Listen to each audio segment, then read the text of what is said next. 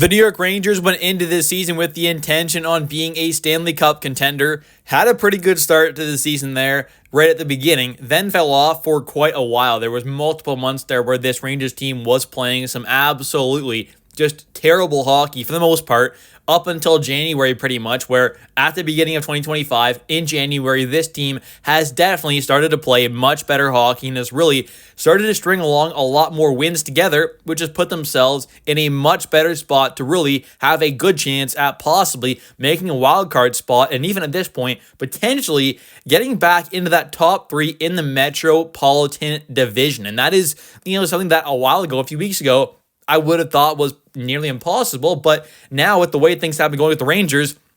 they really have started to make that push towards getting back into the possible kind of top three in the Metro. And I think with all that and the kind of success the Rangers have had over the last while, and whether that is going to be kind of consistent throughout the rest of this season, and this is kind of more what we're going to see from this team is the better play compared to what we saw for a long while of just that terrible play. Whether we see the good play more or not, this definitely is putting this Rangers team a little more towards, not really being sellers at all and possibly holding on to a lot of the expiring contracts that this team does have and could possibly end up making Chris Drury want to be more of a buyer at this upcoming deadline as well. So in today's video, we're going to kind of talk about and kind of project on kind of what moves we could possibly see at this upcoming trade deadline from Chris Drury and kind of, what his mindset could possibly be and kind of the selling moves this team could possibly make, the buying moves, and kind of what this team's kind of success that we've seen over the last few weeks now could have kind of an impact-wise on this upcoming trade deadline for the Rangers, which I think is a very important trade deadline to get right.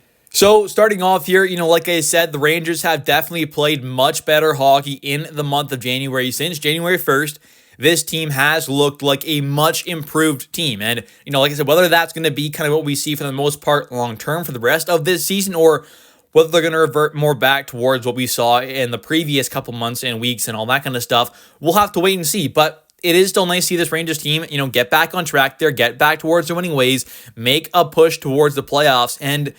I think kind of the important part is something that really in sports in general is you never want to be in that spot where you're just on the outside of the playoffs, kind of, you're not making the playoffs because you're just on the outside there, but you're also not getting that high draft pick. Those are the kind of spots you don't want to be in where, you're picking that, maybe like 11, 12 kind of range there where you're not in the playoffs, but you're also not getting that high draft pick. So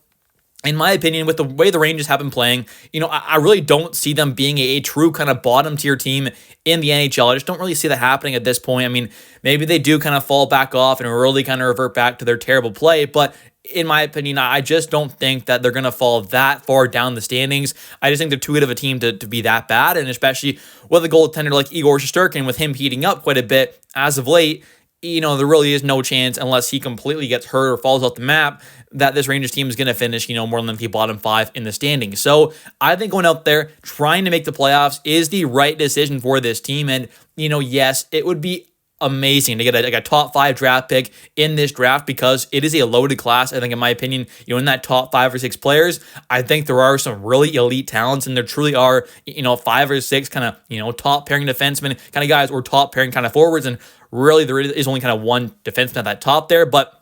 you get what I'm saying. There are multiple, top line caliber forwards, elite potential forwards, and also kind of one elite defenseman there in Matthew Schaefer. So at the top of the draft here, there are definitely some very, very good promising prospects. So getting one of them would be phenomenal for this Rangers team for sure, for helping this kind of future and development going forward, especially if you can get a guy like a James Haggins who has, all that chemistry with Gabe Perreault, or you get that Matthew Schaefer who's that elite possible number one kind of defenseman. Then you have 2 possible number ones in Schaefer and Foxy. I mean, there are a lot of good things that could come out of, being bad and kind of getting a high draft pick, but more than likely scenario is the Rangers are going to, push towards the playoffs, and hopefully, instead of getting that, number 11, number 12 pick and just kind of missing the playoffs, maybe they can actually make the playoffs here and try and do something. I'm not saying they're going to go on some crazy run, but with the way they've been playing, to me, I really don't see Chris Drury being a big kind of full-on seller at this upcoming deadline, and he's trading away all the expiring contracts and some other stuff as well, kind of selling off as much as possible. And although maybe that is kind of what's maybe best for the future of this team, to get as much assets as you can possible and kind of, after the deadline, just kind of, gather as much assets as you can. Maybe you make a move here to kind of buy a player possible. We'll talk about the buying kind of moves that this team should be looking to make in a minute. But, I just do think that getting a bunch of assets back, whether it's picks and prospects, would be a really good thing for this franchise, especially when you're trading away guys like a Ryan Lindgren and like a Riley Smith, who are expiring contracts and who are players who I don't expect this team to be re-signing, and I don't want to see this team re-sign either. Lindgren and Riley Smith, they're fine players, but they're not crazy great players at this point. I mean, Riley Smith's on the kind of, past his prime at this point, I would say, and a guy like Ryan Lindgren just hasn't over the last little bit really played great this season, honestly, and just kind of, overall just hasn't really kind of continued to progress in his development overall. He just kind of stayed at the same level, I would say, for the last few seasons. So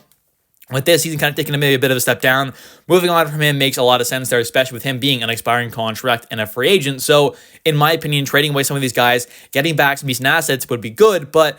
Chris Drury might have a different kind of thought in mind there, where he kind of wants to be more of a contending team, not necessarily a true cup contending team, but at least a playoff contending team to make the playoffs and maybe at least win a round or something like that. So maybe Chris Drury does not decide to make those kind of selling moves, although that's what I want to see. I want to see guys like Riley Smith and Ryan Lindgren traded away to not only get assets back in return, like picks and prospects, but you also are opening up a roster spot for someone like a Victor Mancini, like a Brennan Othman, or a Brett Berard, or an Adam Sikora to get their shot in the NHL and kind of, develop more, get more of a chance at the NHL level and kind of really prove themselves for the future. Because next season,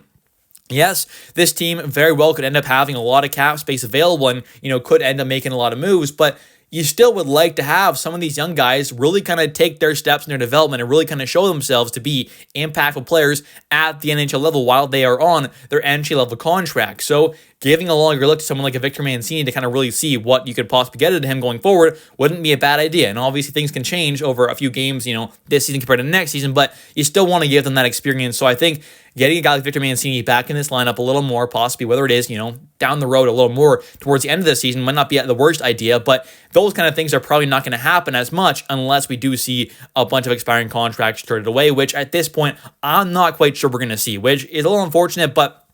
at the end of the day, it doesn't really matter what I want to see or what I hope to see. It all matters what kind of Chris Drury does. So we'll have to wait and see what his decisions are, but in my opinion, he's probably going to lean more towards not being a seller, especially if this Rangers team is even somewhat close to competing for a wildcard spot. And now kind of talking about some of the kind of good buying moves that I think this Rangers team should make and kind of really needs to make before and kind of around this upcoming NHL trade deadline in early March. And I do think that, the kind of not great buying moves, but the decent ones, yes, I don't mind going out there sometimes and going after a Tarasenko or an Andrew Kopp or a Patrick Kane and going out there and spending that first and second round picks and going after these kind of top caliber guys, obviously. I don't mind that here and there, but when you're doing it, what it feels like for the most part, pretty much every single trade deadline, you're really eating into your prospect capital and your kind of draft capital that you do have. And we've seen that over the last while with all the picks and prospects that have been given up for these rental players who you're trading for with the intention on, more than likely not really re-signing. And, sure,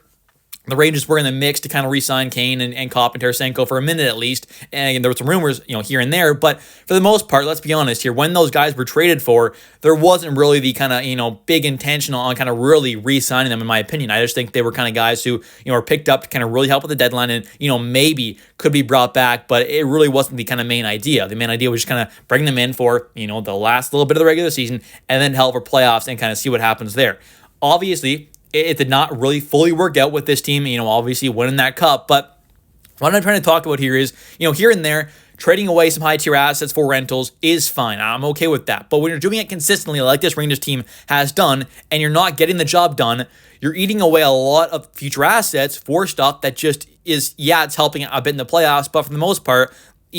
all that value that we gave up for Tarasenko, Kopp, and Kane was not really brought back in return, especially in that one when we went out there and got Kane and Tarasenko, because that was a first-round exit against the Devils. So that was a big, kind of waste of assets, honestly, because we traded away all that stuff for a failure of a playoff run there, a completely just non-playoff run, which was a first-round exit. So sometimes going out there spending big on some rentals is fine, but the kind of moves that I want to see more of this upcoming trade deadline for the Rangers that isn't even really a selling move, and that is going out there and doing what the Seattle Kraken did and trading for someone like a Kaapo Kakko. These are the kind of moves that I want to see from this Rangers team at this upcoming trade deadline. Going out there and maybe you're trading away a Ryan Lindgren or a Riley Smith, something like that, just kind of contract or a body possibly, alongside maybe it's a prospect or a pick or two, something like that, like the Kraken did, obviously, and you're going out there, and for example, the Rangers obviously received, a couple draft picks. It was like a third and a sixth round pick for Will Borjan, and they traded away Kaapo Kakko. Now, Kakko, being the young guy, has obviously really had a phenomenal start to his kind of Kraken career with them,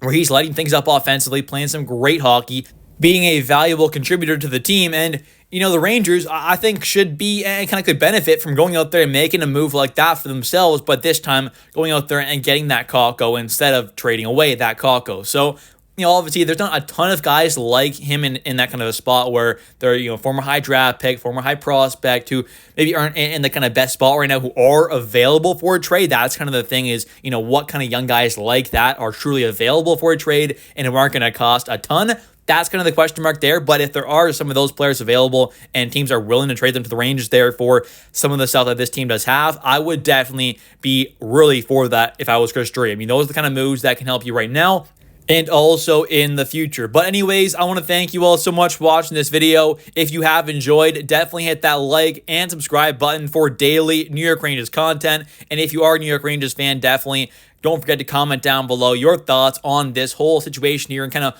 what do you think the Rangers are going to do at this upcoming trade deadline. If you can kind of predict forward, and we are still, a ways away from the deadline there, but kind of predict what are your thoughts on what the Rangers are possibly going to do at this upcoming trade deadline. Do you think they're going to be sellers, buyers, a bit of both, doing these kind of buying moves where they're kind of going after a guy like a Kaapo Kakko, who is that kind of young guy who's maybe not in the best spot right now? Let me know your thoughts in the comment section down below. Thank you so much for watching. I'll catch you next one, and let's go Rangers.